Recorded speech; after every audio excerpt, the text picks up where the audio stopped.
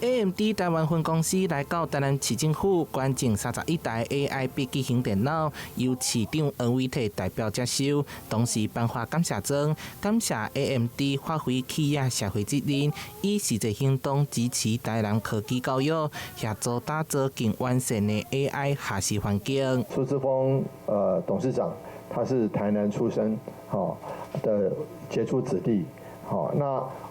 他之前前幾天來到台灣，因為沒有機會沒有空來回到台南哈，但是呢，他的心意我們都感受到了。盡我們所有的 resource， 讓我們的教育是可以從很底下生根的，然後讓他們可以在很小的時候就接觸到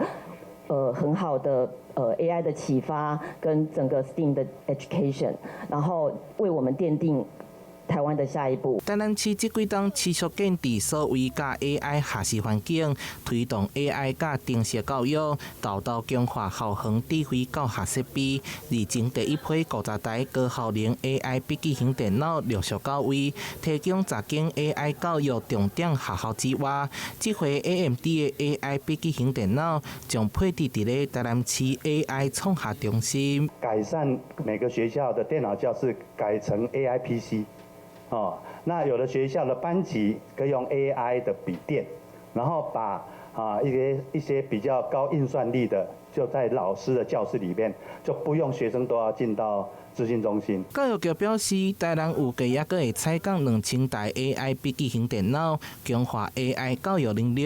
這屆 AMD 所捐贈的 AI 筆記型電腦，會當寫程式、模擬測試、資料分析等進行學習。希望透過善用各界資源，持續深化台南培養機器人教育加 AI 應用等課程。台南新聞社會採訪報道。